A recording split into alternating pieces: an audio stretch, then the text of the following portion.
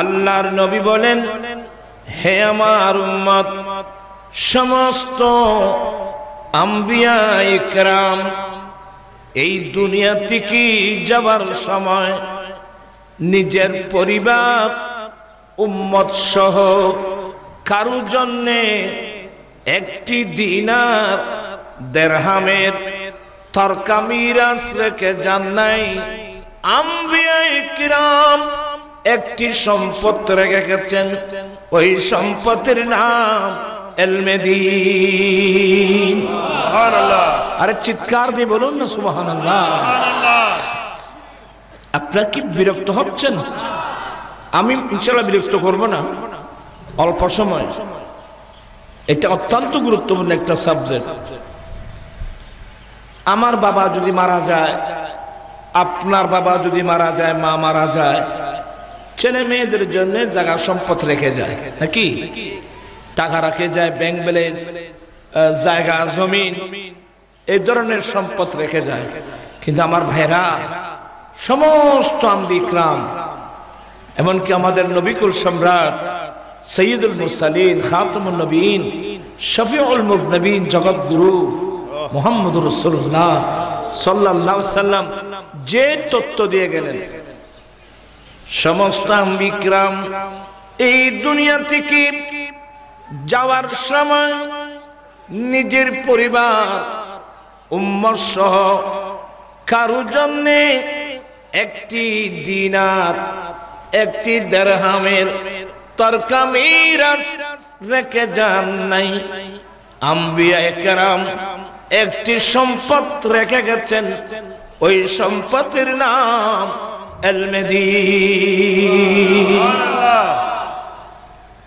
বাবা বাবা, আর বাবার সম্পদ বড় না নবীর সম্পদ বড়?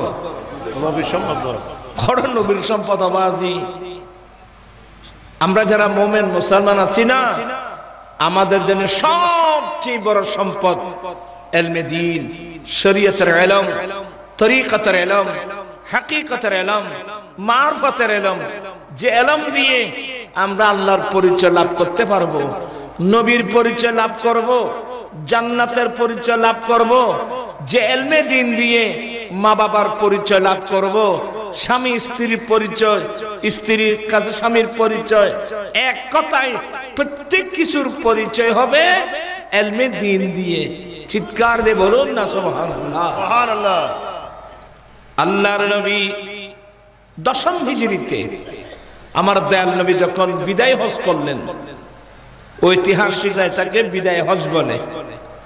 আল্লাহর নবী বিদায় হজ করে মক্কায়ে মুআজ্জামা থেকে মদিনায়ে পাকের দিকে আমার নবী চলে যাচ্ছিলেন। মক্কা মদিনার মাঝখানে একটা জায়গা আছে, ওই জায়গার নাম জহফা। কি বললাম? জহফা। ওখানে একটা কূপ ছিল, ওই কূপের নাম গাদির খুম। গাদির খুমের পাড়ে দাঁড়িয়ে আমার দয়াল নবী বিশ্ববাসীর উদ্দেশ্যে আরেকটা খুতবা দিয়েছিলেন। সুবহানাল্লাহ। আমার জীবন মরণ সাজাবো মাদানী রঙে, আমার জীবন মরণ সাজাবো মাদানী রঙে। আরে বেগুন নরম গিন দিলাম, বেশি নরম গিন। আর ভাই মহিউদ্দিন তানবীর সুন্দর নাচ পরে বড় তো সবাইকে একেবারে, ওরা তো এখন বেগুন দুর্বল গিয়ে বুঝেন ওই যে হচ্ছে না আওয়াজ যখন যে বেগুন দুর্বল গিয়ে। আচ্ছা দেখা যাক, সামনে দেখা যাক না চাই। আমার জীবন মরণ সাজাবো মাদানী রঙে, আমার জীবন মরণ মাদানী। সেই রঙিন হলে আল্লাহ রাসূল থাকবি আমার সঙ্গে, আমার জীবন মরণ মাদানী রঙে। সালাতুন ইয়া রাসূলুল্লাহ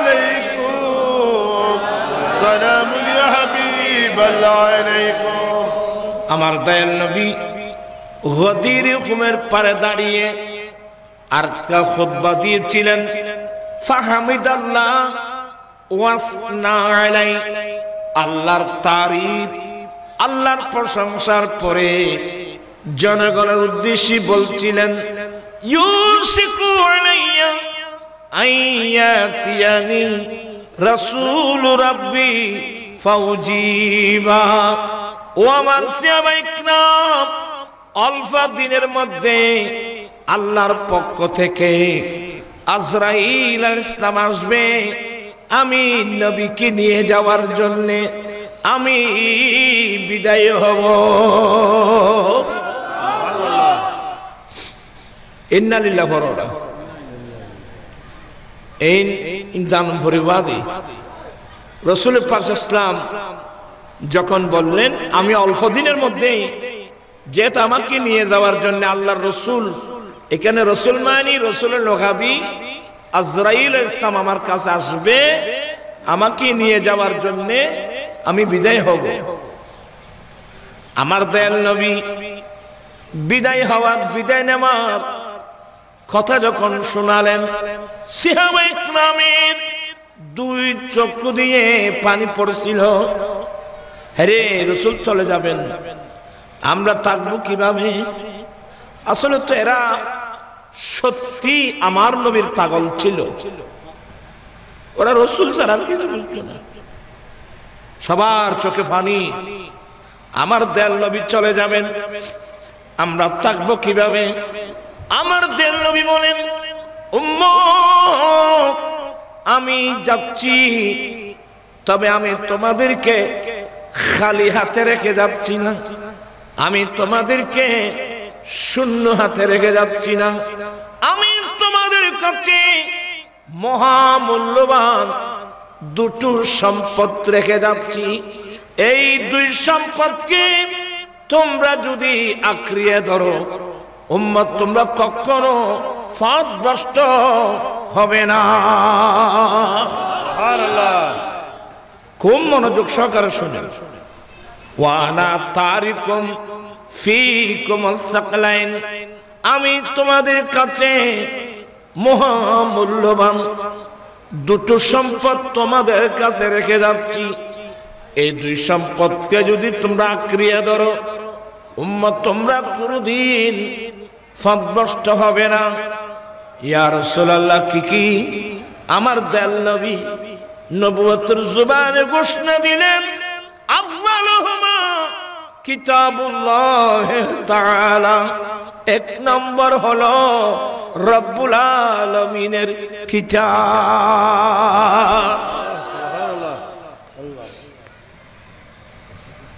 আবাদিন কোচেন বলাই সগুল ভানি রাইতেন ন আর বড় বেফা উম্মত বাদি কথা বুঝছেন না? আমার নবী বলেন এক নম্বর সম্পদ হলো আল্লাহর কিতাব।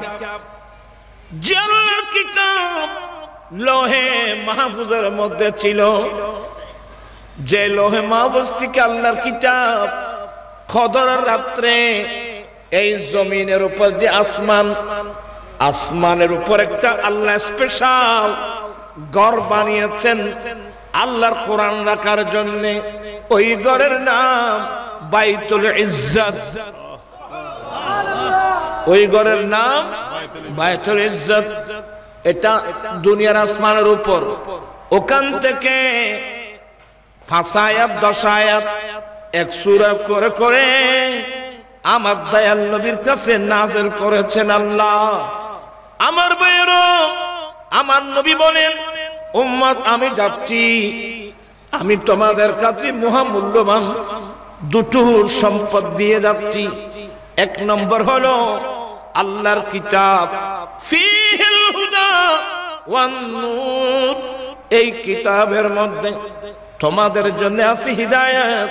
তোমরা তোমাদের ব্যক্তিগত জীবন, পারিবারিক জীবন, সমাজ জীবন, রাষ্ট্রীয় জীবন, এক কথায় জন্মলগ্ন থেকে মৃত্যুকাল পর্যন্ত তোমরা কি করবা না করবা যাবতীয় বিষয় এই কিতাব তোমাদেরকে গাইড করবেন, হেদায়েত করবেন। উচ্চস্বরে বলুন না সুবহানাল্লাহ। প্রাণপ্রিয় সুন্নি মুসলিম ভাই বোনেরা, আমার রাসূল যাওয়ার সময় আমরা যারা মুমিন মুসলমান আছি, হিন্দুদের হাতে নয়, বৌদ্ধদের হাতে নয়, ইহুদি নাসারার হাতে নয়, খ্রিস্টানদের হাতে নয়, জুম্মা সাম্মাদের হাতে নয়, যারা অন্তর খুলে নবীর কালমা পড়েছেন মুমিন মুসলমানের হাতে আমার দয়াল নবী 30 পারা কোরআন মজিদ রেখে গেছেন। সুবহানাল্লাহ। দ্বিতীয় নম্বর ওয়াইতিরতি আহলু বাইতি, দ্বিতীয় নম্বর আমি নবীর আহলে বাইত। কি মানে? থিওরিক্যাল আর প্র্যাকটিক্যাল। থিওরিক্যাল হলো 30 পারা কোরআন, আর আই নবীর পরে আমি নবীর আহলে বাইত, এরা তোমাদের জন্য প্র্যাকটিক্যাল কোরআন। এক কথায় আমরা যারা মুমিন মুসলমান আছি, আমাদের জন্য সবচেয়ে বড় সম্পদ হলো ইলমে দ্বীন। এবার পড়ো, ওরা বিরক্ত হতে লাগলেন মোল্লার ওয়া ক্বালা, একেবারে জবান খুলে পড়ো। ক্বালা রাসূলুল্লাহি সাল্লাল্লাহু আলাইহি ওয়াসাল্লাম, তালাবুল ইলমি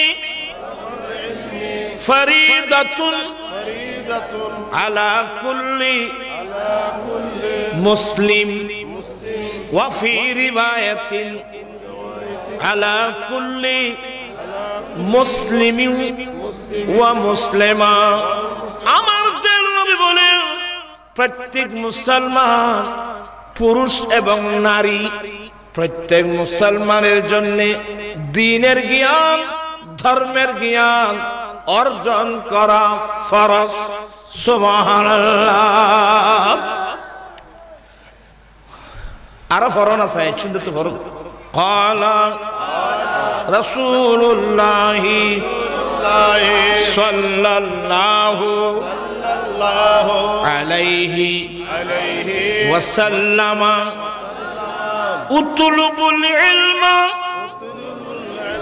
ওয়ালাউ কানা বিসসিন। আমার দয়াল নবী বলেন, উম্মত তোমরা দ্বীনের জ্ঞান অর্জন করো।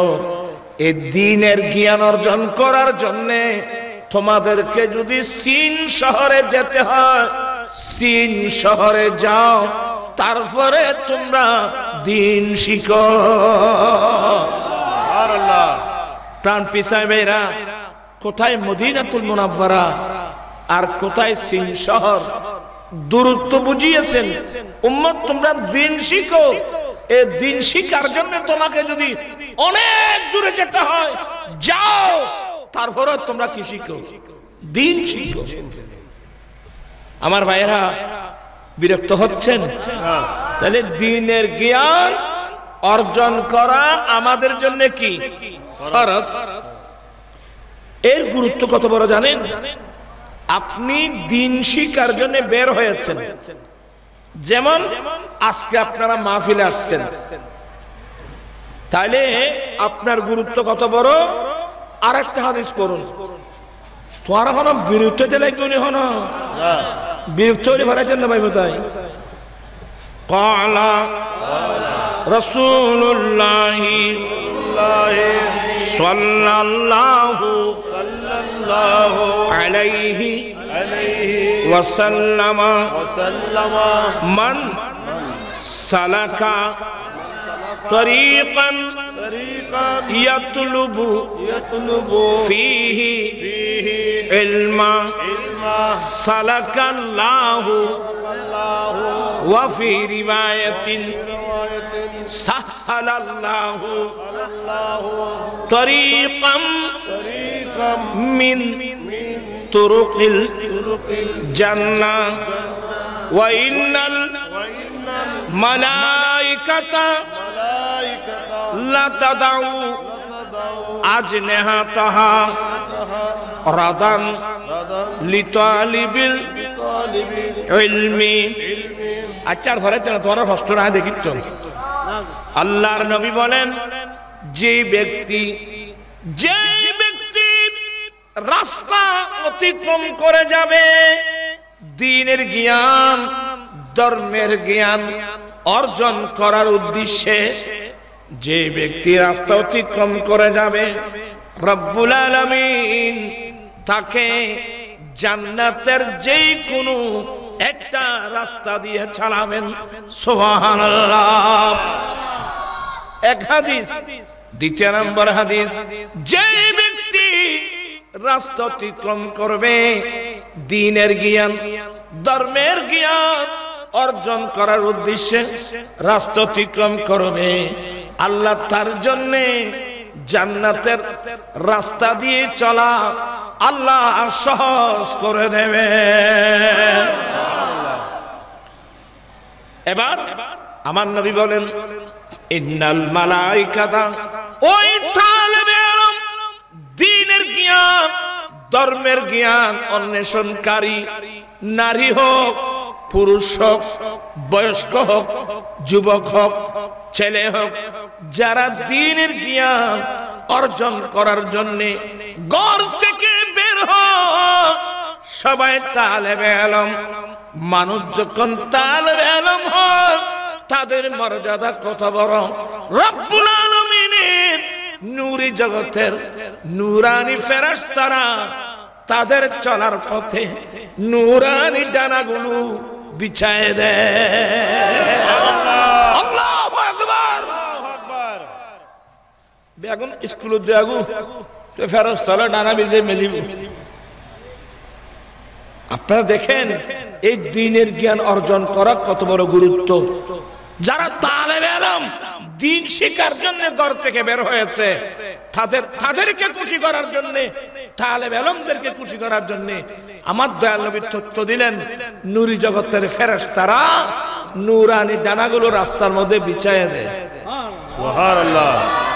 বাবা ওই আমেরিকার প্রেসিডেন্ট আসতেছে বা রাশিয়ার প্রেসিডেন্ট আসতেছে বা চীনের প্রেসিডেন্ট আসতেছে, তো যেখানে প্লেন ল্যান্ড করে ওখান থেকে রেস্ট হাউস কিংবা গেস্ট হাউস পর্যন্ত দেখবেন যে লাল গালিচা বিছায় কি দেয়, মানুষই ন বুঝো লাল গালিচা বিছায় কি দেয়, সংবর্ধনা দেয়।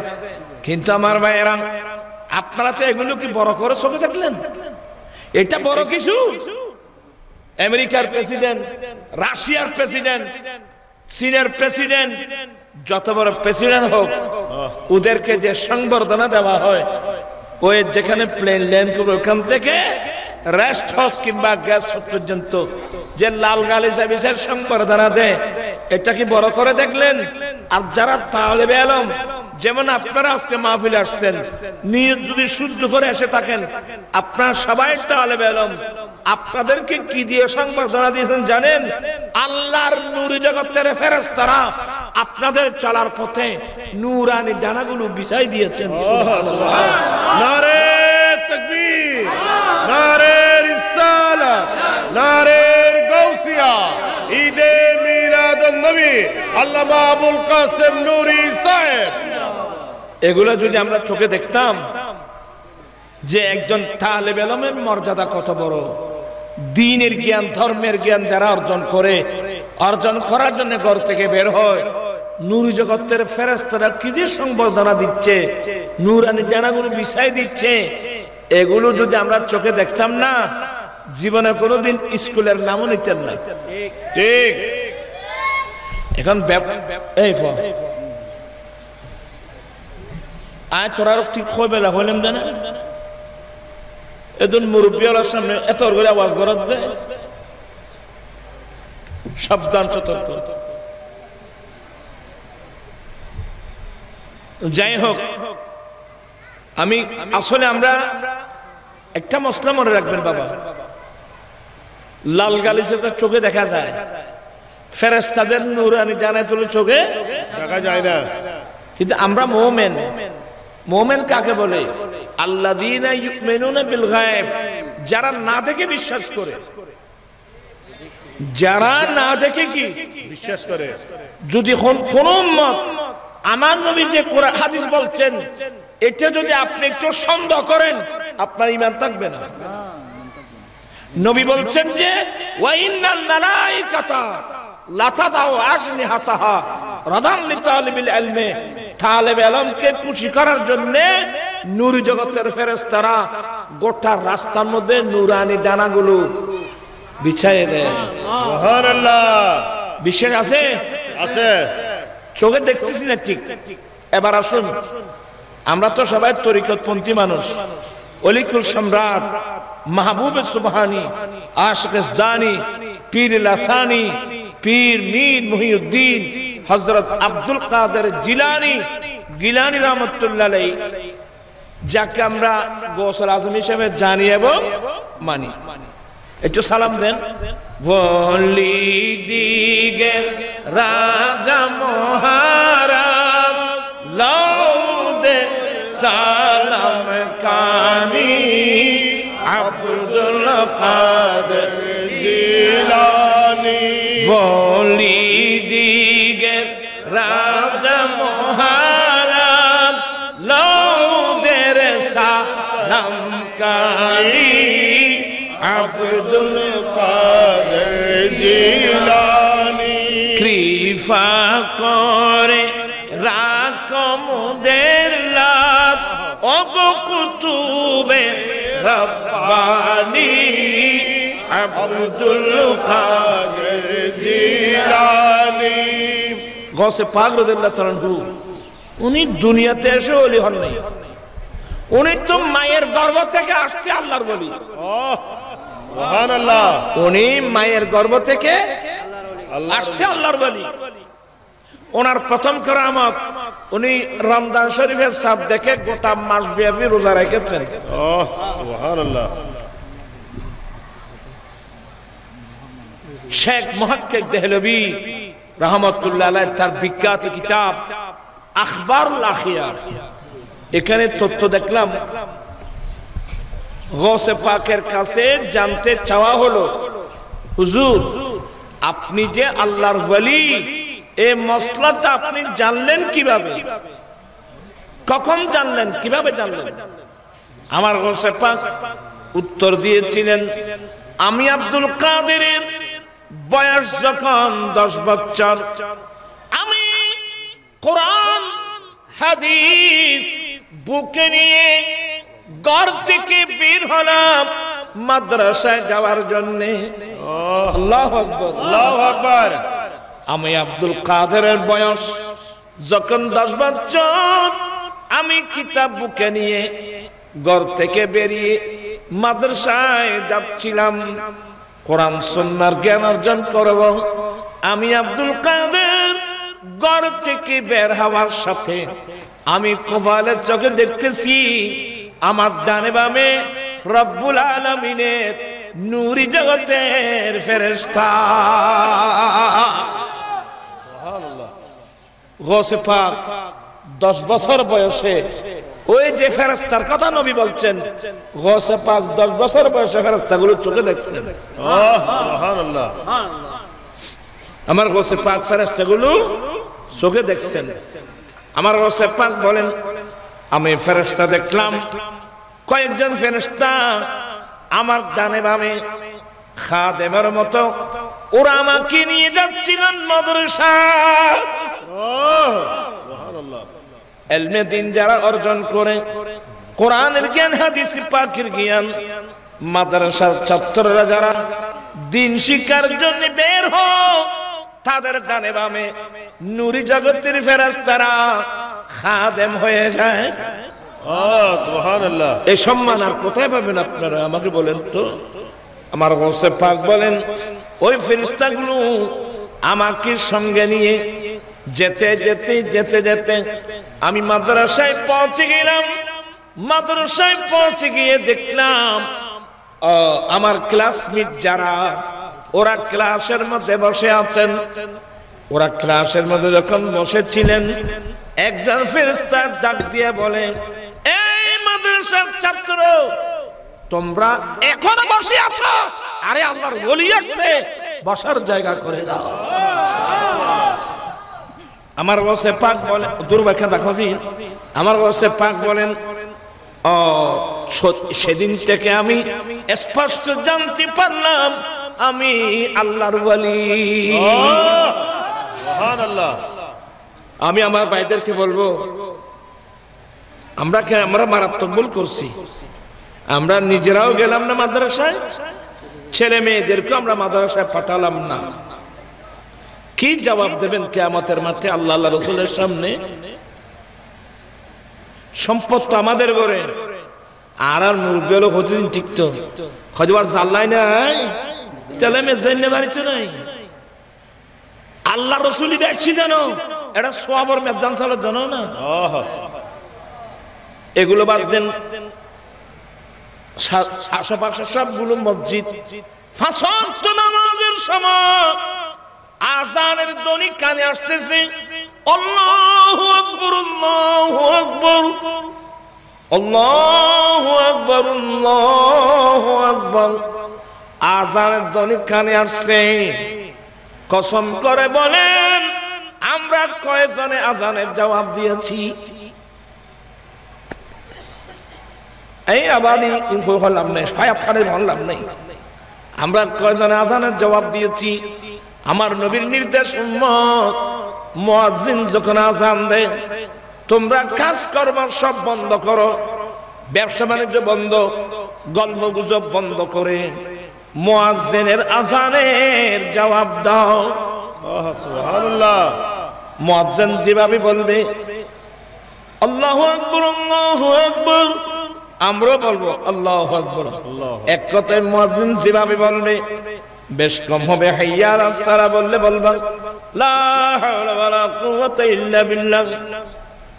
আমি বুখারী শরীফ দেখলাম, ইমাম বুখারী বাপ লা হাওলা ওয়ালা কুওয়াতা ইল্লা বিল্লাহ, এটার উপর একটা অধ্যায় রচনা করে বলছেন, আমার দয়াল নবী বলেন, এই যে লা ইলাহা, ওই যে লা হাওলা ওয়ালা কুওয়াতা ইল্লা বিল্লাহ, এটা জান্নাতের একটা খনি। সুবহানাল্লাহ, সুবহানাল্লাহ। জান্নাতের একটা খনি।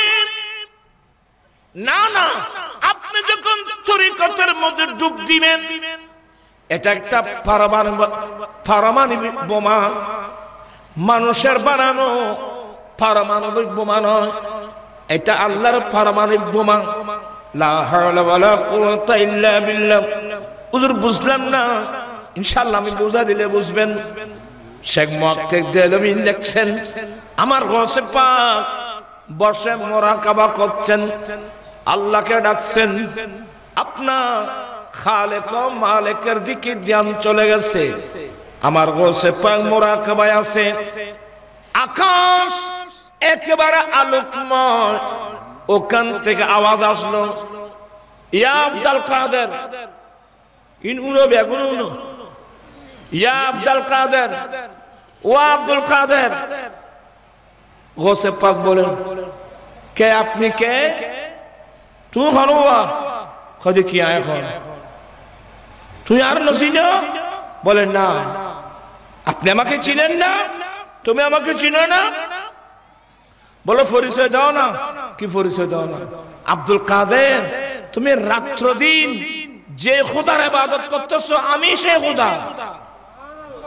নাউজুবিল্লাহ, খরচ সুবহানাল্লাহ হতে ভাই।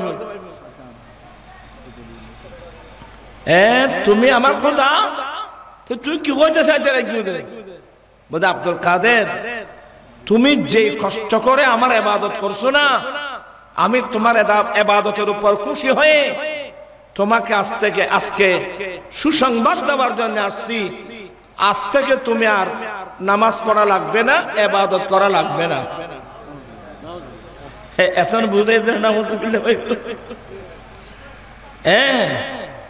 আমার গৌসে পাক চিন্তা করলো, ইবে কোন খোদা হইল? কারণ আমার দয়াল নবী সারা রাত দাঁড়িয়ে দাঁড়িয়ে নামাজ পড়তেন। উম্মে আয়েশা সিদ্দিকা রাদিয়াল্লাহু তাআলা আনহা বর্ণনা দিচ্ছেন, কুল্লামা কানা লাইলাতুহা, আমার নবী যখন দাঁড়িয়ে দাঁড়িয়ে নামাজ পড়তেন, হাত্তা তাওয়াররামাত কদমাহু, আমার নবী দাঁড়িয়ে দাঁড়িয়ে নামাজ পড়তে পড়তে পড়তে পড়তে এক পর্যায়ে আমার দয়াল নবীর 2 কদম ফুলে যেত। আমার দয়াল নবীর 2 কদম ফুলে যেত। এই নবীকে আল্লাহ কোনদিন এই কথা বলেন নাই, নবী গো আপনার ইবাদতের উপর আমি খুশি হয়ে সুসংবাদ দেওয়ার জন্য আসলাম, আজ থেকে ইবাদত করতে হবে না। এই কথা আল্লাহ কোনদিন নবীকে বলেন নাই। আয় আব্দুল কাদের কি নবীর তুন বড় হয়ে গিয়ে দিনে তার ভাই দাঁড়া করে গিয়ে এটা তো ওই জার্গো না কথা বলছে, এটা ওই ইবিলি জার্গো না তো, জার্গো কইরে দোষের না। আমার গৌসে পাক এটাং বম ছেড়ে দিলেন, লা হাওলা ওয়ালা কুওয়াতা ইল্লা বিল্লাহ।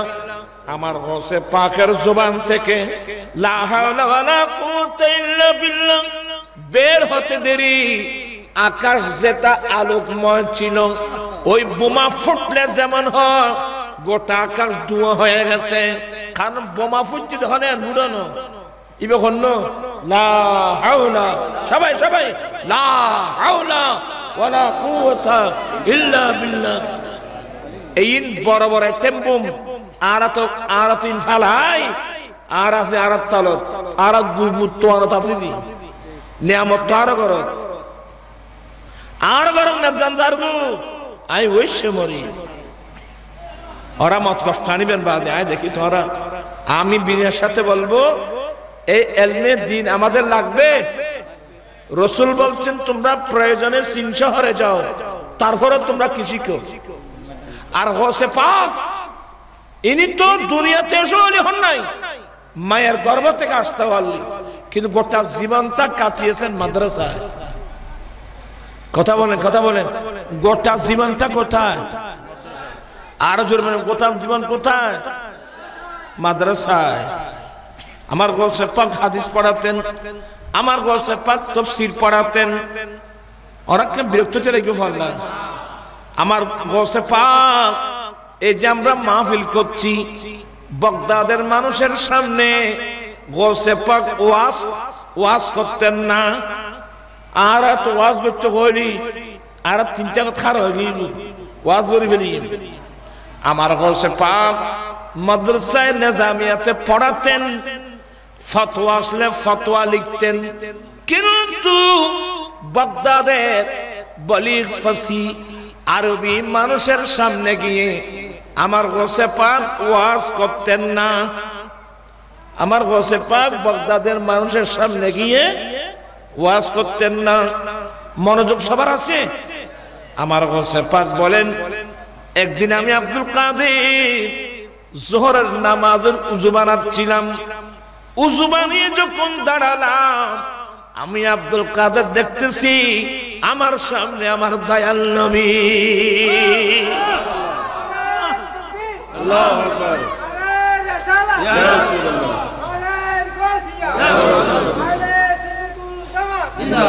আমি আব্দুল কাদের দেখলাম আমার সামনে আমার ইন স্বপ্ন না, না না বাস্তব। আর নবীর এখন কি সাহিত্য দিবে, এখন সাহিত্য দিবে।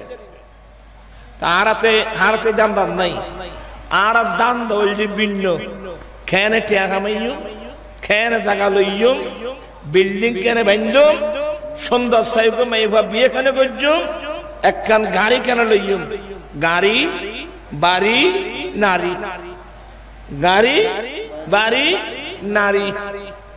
এই খাতে যারা গিয়েছেন দুনিয়াও শেষ আখিরাতও শেষ। গৌসে পাকের জীবনী পড়েন, বেশি ওয়াজ লাগবে না। গৌসুল আজম মেজবান্ডারের জীবনী পড়েন, কোথায় মেজবান্ডার কারাম আর কোথায় ক্যালকাটা আলিয়া মাদ্রাসা।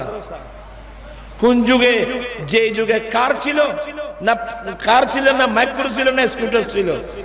এই মেজবান্ডার গ্রাম থেকে হযরত কেবলা আলম কিভাবে ক্যালকাটায় মাদ্রাসায় গিয়েছিল, তৎকালীন যুগের ইলমে হাদিসের মধ্যে গোল্ড মেডেলিস্ট। ইতারা দুনিয়া তোয়াই দেয় না, এলম তোয়াই দেয়। ইন্নামা থেকে বেগুনে মানুষ এগুনে আর তোমারা তো এ টিয়া তো আজ কোথা পাই ফুটতারা রাত 3টা বাজে এ খোয়া খাই ঠেরা করে মধ্যে সেমির বস্তা বোঝাই করে সেমির বস্তা আমাদের রাত 3টা 4টা খোয়া কিরে তোরা এত কষ্ট করার দে খজাবাদিন নগিলা টিয়া ভাই করে তো টিয়া ভাই বললে ভাই যদি এ কষ্ট করেন ফরজ জয় আল্লাহ আল্লাহ রসুল হইবেন নাই, কোরআন হাদিসের এলাম শিখিবেন নাই, কতকিন কষ্ট করেন করিব, কেন কষ্ট করেন করিব ইয়েন জানতে চাইলি গোসে বাগতন জানো না, গরিব নামাজতন জানো না, গোসের আজম মজবন্ডারিতন জানো না। আর তো দুর্ভাগ্যান্ন খমসম এখন তো মাদ্রাসা আল্লাহ দিন আমাদের ঘরে ভাসে সুন্নি মাদ্রাসা আছে না নাই? আছে। কি নাম না মাতে তোমার আর এটা মাদ্রাসা না সুন্নি মাদ্রাসা নাই? দাখিল চাখিল আত্তে নলার বাজি আত্তে মাদ্রাসা লাগছে কিত্তা মায় দাখিল দিয়ে রে 3 ফুরুদুর নাসেই এ সরকারি সিলেবাস করিয়ে বুঝছো না? এখন আই আর মাদ্রাসা সিলেবাস বদলে ফেলাই আর আর আমল দিয়ে নি আবার ডুবে দিয়ে যায় আজ বহুত মাথার কাম ফাতাল চলে মাদ্রাসা করে দিই এ সো বই করি বললাই না। এখন আমরা সারা রাত ওয়াজনি আমল করি না, একটা দিদে বুঝল লই ফজর নামাজ খজন বুঝছ খজন ভাইবে এই যে নামাজ অধিকাংশ আর বোধ হলে কিনে করে মসজিদ এটাই ইমাম সাহেব আছে না দেখো দি অন্য আর দেখাই দেওয়া না আজে ফজর জমাত কজনই ছাই মিশাও জানো কই আজে ফজর জমাত কজনই মাত্র 8-10 জন এতর মসজিদ 8-10 জন মুসল্লি আর পড়ে জান্নাতে আর গুম হই এটা গুমদাতে শুদ্ধ না দুনিয়া ইন গুমের জায়গা না, ইমানদারের গুমের জায়গা ওই কবরস্থান। এটা গুমদাতে শুদ্ধ না ইন গুমের জায়গা না, না ইবাদতের জায়গা। তো এটা কা গুম জড়ো না খবর দেখেন গরিবি আল্লাহর নবী তো ইন্তেকালের পরেও আপন রওজা পাকে দাঁড়িয়ে দাঁড়িয়ে নামাজ পড়তেছে। সুবহানাল্লাহ। তুই তো জিয়াতা দুনিয়াতে আছো, মুয়াজ্জিন আযানের জবাব দিও না, এটাও যদি মুলিশা পুত্রে শিক্ষারাই লাভ পাঙ্গি আয় সব দাম না দাঁড়িয়ে বাজি। আল্লাহর নবী বলেন বিরক্ত অনখন মত কষ্ট দেয় আল্লাহ আল্লাহর নবী বলেন উম্মত মুয়াজ্জিন যখন আযান দেয় তোমরা আযানের জবাব দাও, মুয়াজ্জিন যেভাবে বলবে সেভাবে বেষ্টম হবে না। ওই যে হাইয়া আলাস সালাহ বললে লা হাওলা ওয়ালা কুওয়াতা ইল্লা বিল্লাহ, হাইয়া আলাল ফালাহ বললে লা হাওলা ওয়ালা কুওয়াতা ইল্লা বিল্লাহ, বাকিগুলো ঠিক থাকবে। মুয়াজ্জিনের আযানের জবাব দাও, সুম্মা করনা সুম্মা সাল্লু আলাইয়া। আমার নবী বলেন এর আযানের জবাব দেওয়ার পরে তোমরা আমি নবীর উপর দরুদ শরীফ পড়ো। 2 তৃতীয় নাম্বার সুম্মা সাল্লাল্লাহু লিয়াল ওয়াসিলা, তোমরা তৃতীয় নম্বরে আমি নবীর জন্য আল্লাহর কাছে ওসিলার দোয়া করো। আল্লাহুম্মা রাব্বা হাযিহি দাওয়াতি তাম্মা ওয়াস সালাতিল কায়েমা আতি সাইয়্যিদিনা মুহাম্মাদিনিল ওয়াসিলা ওয়াল ফাদিলা ওয়াদ দারাজাতার রাফিআ ওয়াবআসু মাকামাম মাহমুদান আল্লাযী ওয়া'আদতা ওয়ারযুকনা শাফাতাহু ইয়াওমাল কিয়ামা ইন্নাকা লা তুখলিফুল মিয়াদ। এই উসিলার দোয়া করো উম্মত, যে উম্মত মুআজ্জিনের জবাব দিবা আমি নবীর উপর দরুদ পড়বা আমার নবীর জন্য উসিলার দোয়া করবা ওই উম্মতের জন্য কিয়ামতের কঠিন দিনে ওয়াজাবাত লাহু শাফাআতি ইয়াউমাল কিয়ামা কিয়ামতের কঠিন দিনে সে উম্মতের জন্য আল্লাহর কাছে সুপারিশ করা আমি নবীর উপর ওয়াজিব হয়ে গেছে। এই এলমিন আর আছে না বাদে আই অনরে ক্যানগরি হইতেম ক্যানগরি বুঝাইতেম এলমে দিন। আমরা যারা মুমিন মুসলমান আছি, আপনি যে মারা গেলেন, আমি মারা গেলে আমার কবর পাড়ে দাঁড়িয়ে আমার ছেলেরা জিয়ারত করতে জানবে। জিয়ারতের সিস্টেম আমরা জানি, নিয়ামত আমাদের করে। আসলে কথার নাম লতাবাজি, একখান হতে মেলে একখানেই, একখান হতে মেলে একখানেই। এই এলম না থাকার কারণে আপনার কেউ আমাকে ভুল বুঝবেন না, অধিকাংশ ছেলেরা জানে না স্ত্রীর অধিকার কি, অধিকাংশ মহিলারা জানে না স্বামীর অধিকার কি, স্বামী জানে না স্ত্রীর অধিকার কি। স্বামী যদি স্ত্রীর অধিকার সম্পর্কে জানতো, আমাদের সমাজে যৌতুক নামক এক কুপ্রথা কোনদিন আসতে পারত না।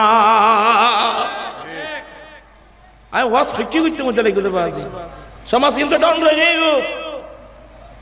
আমার দয়াল নবী নিজে শাদী করে উম্মতদেরকে প্র্যাকটিক্যাল বিবাহের পদ্ধতি শিক্ষা দিয়েছেন।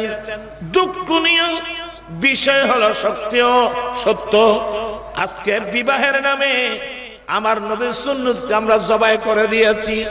যৌতুক প্রথা, হিন্দু প্রথা আজকে মুসলমান সমাজ দখল করে নিয়েছে। আজকে আমি গুনাহগার, 14-15 বছর ধরে এই যৌতুকের বিরুদ্ধে আন্দোলন করতে হচ্ছে। আজকে আপনারা তালাশ করেন না, এই বলখালিতে শত শত হাজার হাজার গরিব ঘরে মেয়েরা উপযুক্ত, যৌতুকের কারণে বিয়ে হচ্ছে না। কত মেয়ে স্বামীর ঘরে গিয়ে লাঞ্ছনা শিকার হচ্ছে। তো নিশ্চয় যৌতুক প্রথা কেন আসলো আমরা জানি না। স্ত্রীর অধিকার কি, ইয়া বিয়ের কথা বলেন যে ভাই আর আল্লাহ বিয়ে কেন করবি? ক্বালা রাসূলুল্লাহি সাল্লাল্লাহু আলাইহি ওয়াসাল্লাম মান ইসতাতা মিনকুম ফালিয়াতাযাওয়াজ ফাইন্নাহু আগাদ্দু লিল বাসারি ওয়া আহসানু লিল ফারাজি। ওরা বেয়াদবির জন্য আল্লাহর নবী বলেন, উম্মত তোমরা যাদের বিবাহের সামর্থ্য হলো, আর কিছু কথা কইম বেয়াদবির জন্য। আমার দয়াল নবী বলেন, উম্মত তোমরা যাদের বিবাহের সামর্থ্য, আবার কি ফিরে গিয়েছে না হিরো ভাইকে হাসাতে নেই, গান মিকে না যাইবে আয় ওয়াজ করছি তোরা মিকে নি, তোরা তুমি ফিরে গিয়ে আর মিকে তাই ওয়াজ করছি খানে। আজ এর আঙ্গুল আর মাদ্রাসা এখন সব আসিল এত নাইবার সময় দিলাম যে খাজুর গাছ কাটছি, খাজুর গাছ খাজুর কে আছে না তোরা রিক্কে মানুষই ন মাতেনি খাজুর গাছ খাইতে দে ওই রস সর দিয়ে না কি হয় দে ইকে কি হয় রস সর দিয়ে না কি হয় দে আর আর কে তোতা হয় তোতা ওই তোরাই তোতা হয় যে নগাথর ন হদ দে আ হইয়ের হদ দে তোতা হয় রস সরে যে খামিয়ে নাম কি তোতা তে তোতা জিয়া নদী রস সরিব ইয়ান মাতাল্লয় কলসির মাতাল্লা মিলতাম বলব তো রসিন বললি কলসি ভিতর বলব এখন তোতার মুখে মিকে কলসির মুখ আর মিকে রসিন ঘর বলিব তো আর মুখ এমনিকে তোমার মুখ আর মিকে ওয়াজিন যাইবে কইকে আফওয়া এত সস্তা মনে করে জহুদ এত সস্তা এ ফন্না হইতি এশান অনেকদিন এশান নামাজ পড়ে কিতাব নিয়ে বসছি, এক বসার মধ্যে ফজরের আযান হয়েছে। এত সহজ। গোসে পাকের জীবন বলি তোরা খাদাব শুরু করবি, গরিব নওয়াজের জীবনে আরো করুন জীবনী, গোসে ভান্ডারের জীবনে করুন জীবনী, ইমাম বুখারীর জীবনে তো আরো করুন। কোথায় রাশিয়া, কোথায় সমরকন্দ, কোথায় খরতম, কোথায় নিশাপুর, কোথায় সিরিয়া, কোথায় ইয়েমেন, কোথায় মক্কা, কোথায় মদিনা। শুনছেন অমুক জায়গায় একজন মুহাদ্দিস আছে, ওনার কাছে অমুক হাদিস আছে, এটা শিকার জন্য হাজার মাইল অতিক্রম চলে গেছে, হাজার মাইল হাজার মাইল। আজকে বুখারী বলতেছেন যে হাজারের উস্তাদ ইমাম বুখারী, উনি জমিদারের ছেলে, কিন্তু উনি চিন্তা করলেন আমার বাবার রেখে যাওয়া সম্পদ নিয়ে যদি আমি ব্যস্ত থাকি, আমি নবীর বাগান কিভাবে পাহারা দেব, নবীর হাদিস কিভাবে শিখবো। উনি এলাকার মানুষকে ডেকে ডেকে জায়গা সম্পদগুলো বন্টন করে দিলেন। আপনি এতগুলো দেখবেন, আপনি এতগুলো দেখবেন, আপনি এতগুলো দেখবেন, আপনার এগুলো ইনকাম দিয়ে আপনার পরিবার চালাবেন, যদি সম্ভব হয় আমাকে কিছু দিবেন। এগুলো বন্টন করে উনি এক খেয়াল এক নিয়াম নিয়ে নবীর হাদিসের রাম শিকার জন্য ঘর থেকে বেরিয়ে গেলেন। সুবহানাল্লাহ। ইয়া হাদিস হইছো না, আল্লাহর নবী বলেন তোমরা যাদের বিবাহের সামর্থ্য হয়েছে, সামর্থ্য মায়নি ওরা বিরক্ত ওইলে হইতেন না। আবার হাদিসের মধ্যে আছে ফরজ মানিস্তাতা মিনকুমুল বাআ। আমার দয়াল নবী বলেন, একটু একটু লজ্জাজনক শব্দ আছে, তোমরা যাদের স্ত্রী সহবাসের ক্যাপাসিটি হয়েছে, সুবহানাল্লাহ সুবহানাল্লাহ। অপর হাদিসের মধ্যে আমার নবী বলেন তোমরা যাদের বিবাহের সামর্থ্য হলো, সামর্থ্য বলতে এক নম্বর স্ত্রীর মোহর দেওয়া, দ্বিতীয় নম্বর স্ত্রীকে রাখার জন্য ঘর দেওয়া, তৃতীয় নম্বর স্ত্রীর পোশাক দেওয়া, চতুর্থ নম্বর স্ত্রীর খোরাকি দেওয়া। এই সমস্ত যার হয়েছে উম্মত, তুমি দেরি করবা না, তুমি তাড়াতাড়ি বিবাহ করে নাও। কেন? আমার দয়াল নবী বলেন ফাইন্নাহু আগাদুল লিল বাসার, বিবাহ তোমার চোখের দৃষ্টি নিচু করে দেবে, বিবাহ তোমার চোখের দৃষ্টি নিচু করে দেবে। কি মানে?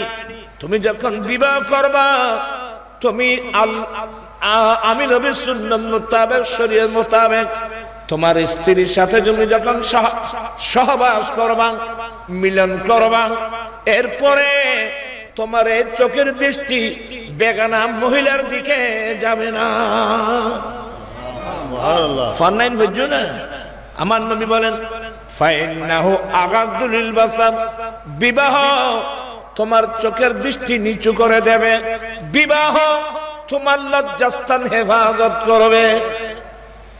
এবার আমার নবী বলেন ওয়ামান লাম ইয়াস্তাতি মিনকুম, তোমরা যাদের বিবাহের সামর্থ্য নাই, সামর্থ্য নাই মানে স্ত্রীর মোহর দেওয়া, স্ত্রীকে রাখার জন্য ঘরে দেওয়া, স্ত্রীর পোশাক দেওয়া, স্ত্রীর খোরাকি দেওয়া, এই সামর্থ্য যার নাই, তুমি একজন যুবক, ইয়ং যুবক, তুমি তোমার যৌবনতা কিভাবে কন্ট্রোল করবা?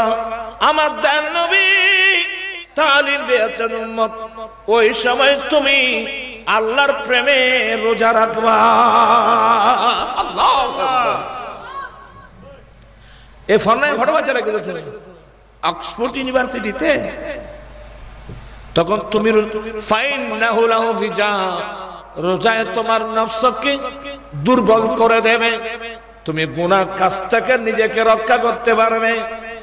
এখান স্পষ্ট হয়ে গেল বিবাহ করবে যে সামর্থ্যবান, তাহলে বোঝা গেল যে সামর্থ্যবান বিয়ে করবে সে কোনোদিন কন্যা পক্ষের কাছে খাবার দাবি করতে পারবে না, ফার্নিচারের দাবি করতে পারবে না, সে কোনোদিন অর্থের দাবি করতে পারবে না।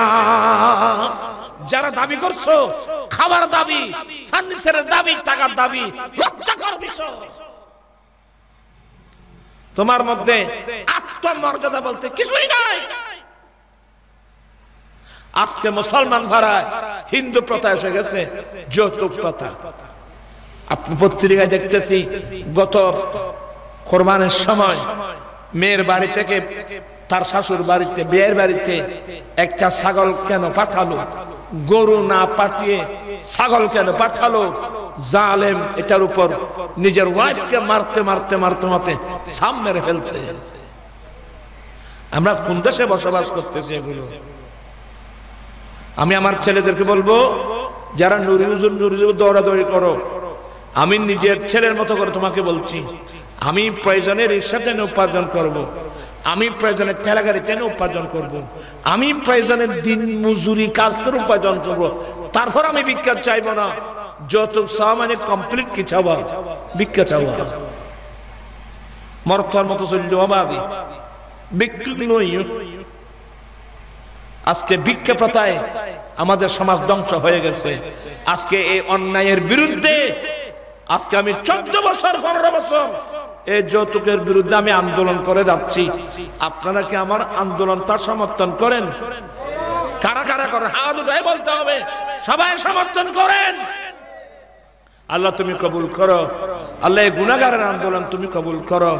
আল্লাহ হেদায়েতের মালিক আমি নই, হেদায়েতের মালিক তুমি। আল্লাহ তুমি কবুল করো। এই ধারাবাহিকতায় আগামী 17 তারিখ ফেব্রুয়ারি মাসের 17 তারিখ, কারণ এদিন বাংলাদেশের পার্লামেন্টে যৌতুকের বিরুদ্ধে কঠোর আইন পাস করা হয়েছে। এই জন্য আমি সরকারকে ধন্যবাদ দিয়েছি, মোবারকবাদ দিয়েছি। তবে সাথে সাথে এটাও বলছি, আপনি যৌতুকের বিরুদ্ধে কঠোর আইন পাস করে দেশকে যৌতুক থেকে মুক্ত করতে পারবেন না।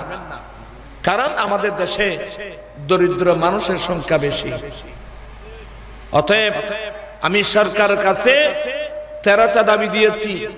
13টা দাবির মধ্যে এক দাবি, আমাদের দেশে রাষ্ট্রীয়ভাবে স্থায়ীভাবে ম্যারেজ ফান্ড, বিবাহ তহবিল গঠন করা হোক এবং সেই বিবাহ তহবিল থেকে ওই গরিব ছেলেকে তার বিয়ের পূর্বে 5 বছর মেয়াদের জন্য বিনা সুদে 2 লক্ষ টাকার একটা ঋণ দেওয়ার ব্যবস্থা করা হোক। ইনশাআল্লাহ আজকে হোক কালকে হোক, একদিন বাংলাদেশের পার্লামেন্টে এই প্রস্তাব পাস করতে হবে ইনশাআল্লাহ। এই দাবিগুলো নিয়ে 13টা দাবি নিয়ে আগামী ফেব্রুয়ারি মাসের 13 তারিখ আমার আঞ্জুমান রাসবিয়া নুরিয়া ট্রাস্ট এবং তার অঙ্গ সংগঠন রাসবিয়া নুরিয়া কমিটি বাংলাদেশ আমরা যাচ্ছি লালদিঘির মাঠে। এবং বর্তমান এবার নব নির্বাচিত মন্ত্রী, বিশেষ করে আমার ভাই ডক্টর মুহিবুল হাসান নওফল, যিনি শিক্ষামন্ত্রী, কোন মন্ত্রী? উনি শিক্ষামন্ত্রী। উনি আমাকে অত্যন্ত মহব্বত করেন, ওনাকে আনার জন্য আমি চেষ্টা চালাচ্ছি। এবং আমাদের স্বরাষ্ট্রমন্ত্রী ডক্টর হাসান মাহমুদ এমপি মহোদয়, ওনাকেও আমি চেষ্টা চালাবো। আরো কয়েকজন সরকারি ব্যক্তি যারা সংসদে দাঁড়িয়ে এই গুনাহগারের কথাগুলো, জাতির কথাগুলো সংসদে দাঁড়িয়ে যেন বলতে পারে। আমি চাচ্ছি 20,000, 30,000, 40,000, 50,000 মানুষ যদি লালদিঘির পারে জমায়েত করতে পারি, আমরা একযুগে যখন দাবি দেব, সরকার জনগণের দাবি মানতে বাধ্য। একটু কি কষ্ট করবেন? আগামী কিবার বললাম, কিবার? আগামী ফেব্রুয়ারি মাসের 17 তারিখ শনিবার জোহরের নামাজ পড়বেন কোথায়? লালদিঘির মাঠে।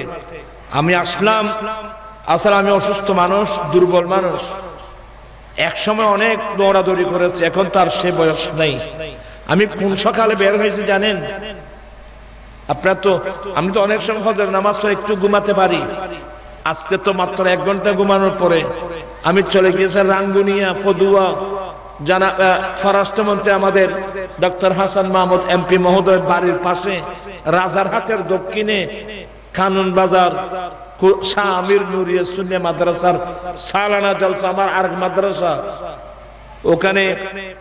ওখানে সালানা জলসা সেরে এসে বাসায় যেতে পারি নাই, আসলাম এদিকে কর্ণফুলী পার হয়ে আসলাম কোথায়, জামাদার হাটের পাশে, ওখান থেকে আসলাম এখানে।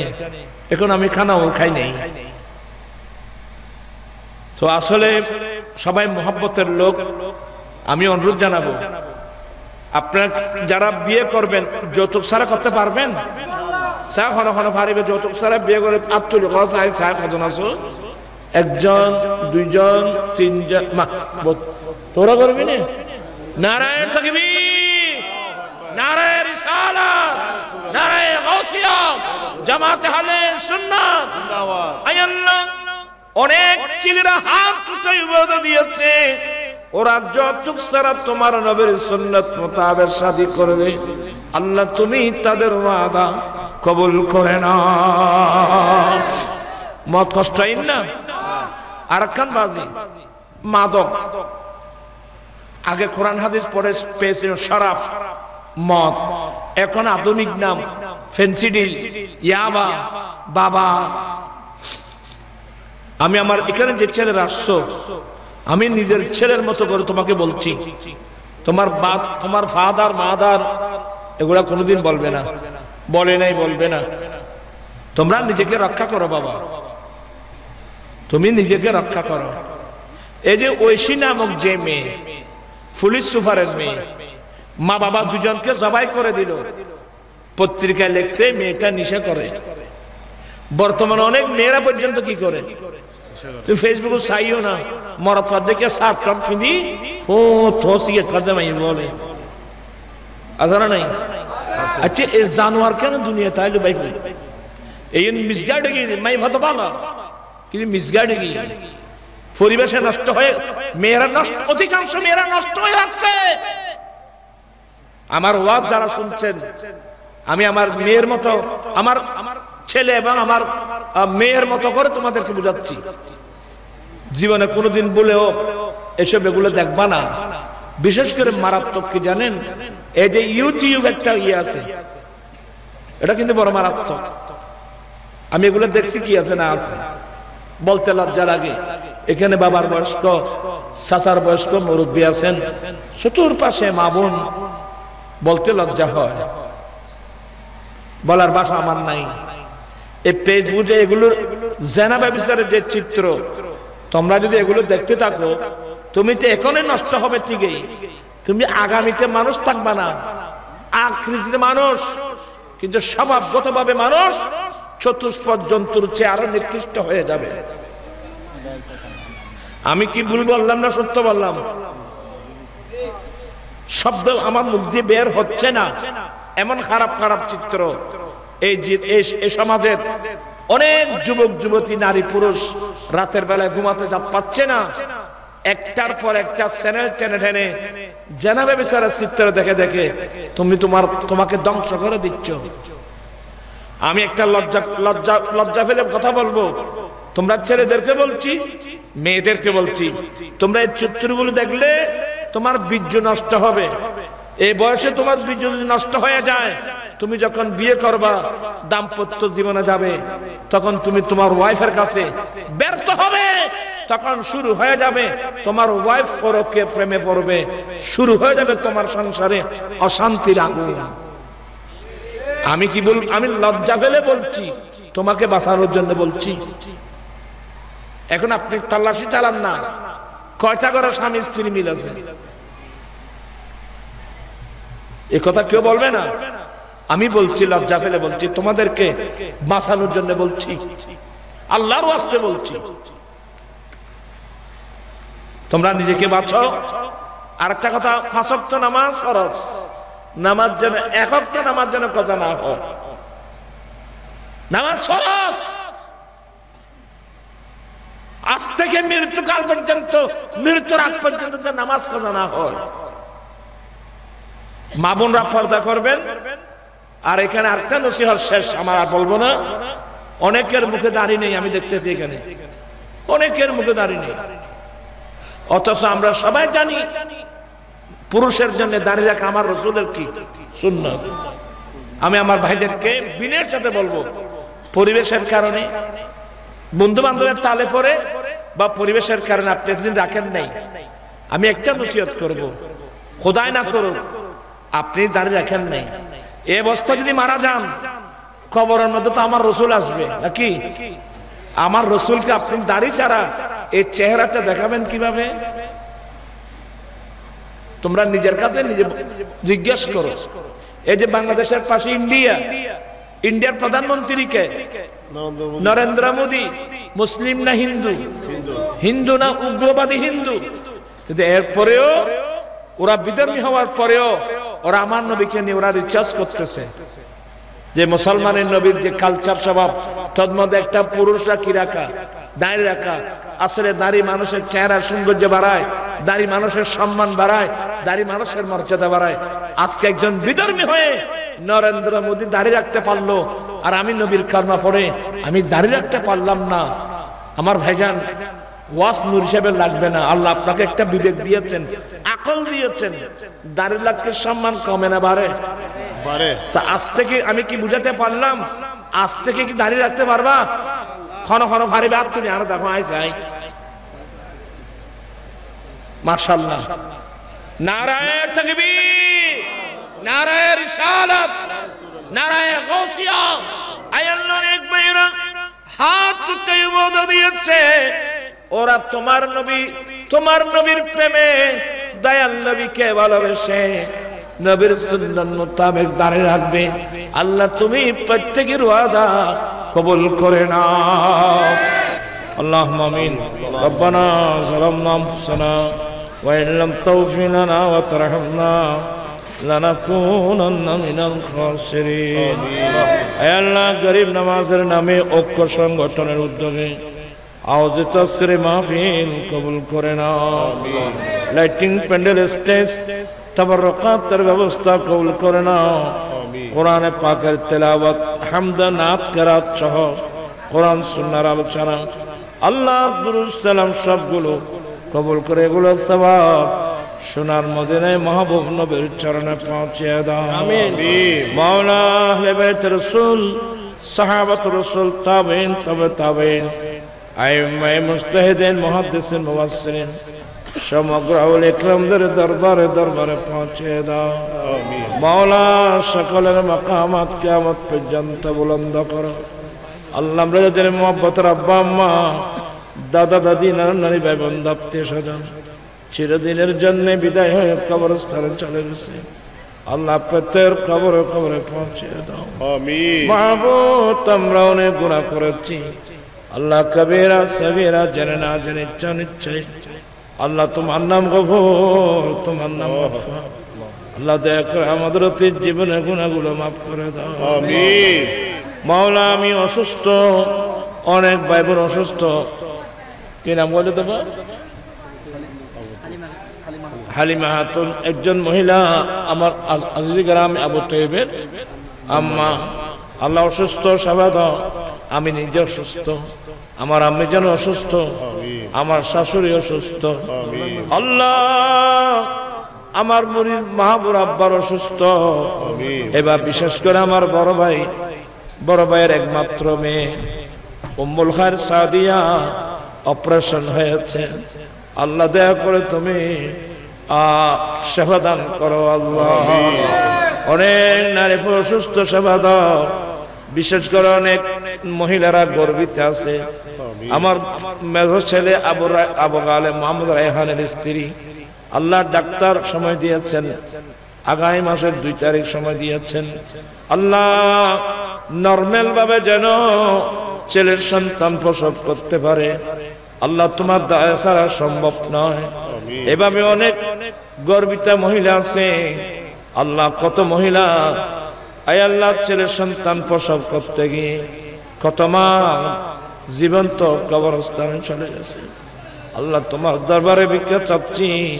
আল্লাহ, মেয়েদের ইজ্জত আল্লাহ তুমি রক্ষা করিও। আল্লাহ, মাওলাই করিম আল্লাহ জীবন একটিবার সোনার মদিনার মুসাফির করে আল্লাহ আমার বা হাজী সাহেব উমরা হজ করে নতুন আসছেন আর জাহাঙ্গীর আলম সওদাগর আল্লাহ তাদের উমরা কবুল করো আল্লাহুম্মা জাল হজ্জাম মাবরুরা ওয়া সায়াম মাশকুরা ওয়া যামবাম মাগফুরা ওয়া আমালান সালিহাম মাকবুলা ইয়া আলিম মা ফিস সুদুর আখরিজনা ইয়া আল্লাহ মিনাজ যুলুমাতি ইলান নূর আল্লাহ আজকের মাহফিলের সভাপতি মহোদয় অসুস্থ আল্লাহ নুরুল মেম্বার আল্লাহ তুমি তাকে সেবা দান করো এভাবে অনেক মানুষ সবাইকে পাঞ্জাগানো নামাজি বানিয়ে দাও মা বোনদেরকে পর্দানসীন বানিয়ে দাও যৌতুক থেকে বাঁচাও মাদক থেকে বাঁচাও আল্লাহ অনেক ছেলের ওয়াদা দিয়েছে প্রত্যেক ওয়াদা কবুল করো সবাইকে পাঞ্জাগানো নামাজি বানিয়ে দাও অনেক প্রবাসী ভাইয়েরা প্রবাস থেকে আল্লাহ দেখে আসে আমাদের দিকে দেখে আছে আল্লাহ কেউ দুবাই কেউ আবুধাবি কেউ মাস্কট কেউ কাতার কেউ সৌদি কেউ বাহরাইন আল্লাহ এক একদিন এক এক দেশ থেকে আমাদের দিকে চেয়েছে আল্লাহ ভিক্ষার হাত উঠালাম এই ছেলেদের হায়াত দারাজ করো আল্লাহ আমাদের আহলে সুন্নাত ওয়াল জামাত বাংলাদেশকে কবুল করো আহলে সুন্নাত যুব পরিষদ আহলে সুন্নাত ছাত্র পরিষদ বিদেশে তুমি আহলে সুন্নাত প্রবাসী পরিষদ এই ছেলেদের হায়াত দারাজ করো মুশকিলাত আসান করো আল্লাহ আমি আমার আঞ্জুমান রাসবিয়া নুরিয়া ট্রাস্ট রাসবিয়া নুরিয়া কমিটির উদ্যোগে আগামী মাসের ফেব্রুয়ারি মাসের 17 তারিখ ঐতিহাসিক লাল ডিগির মাঠে যৌতুক মাদক বিরোধী সমাবেশকে আল্লাহ তুমি দারনার বাইরে কামিয়াবি দাও বিহাক্কিল্লাহ ওয়া মালাইকাতাহু ইউসাল্লুনা আলান নবী ইয়া আইয়ুহাল্লাযীনা আমানু সাল্লু আলাইহি ওয়া সাল্লিমু তাসলিমা আল্লাহুম্মা সাল্লি আলা সাইয়্যিদিনা মাওলানা মুহাম্মদ মা'দানিল জুদ ওয়াল কারাম বিহাক্কি লা ইলাহা ইল্লাল্লাহু মুহাম্মাদুর রাসূলুল্লাহ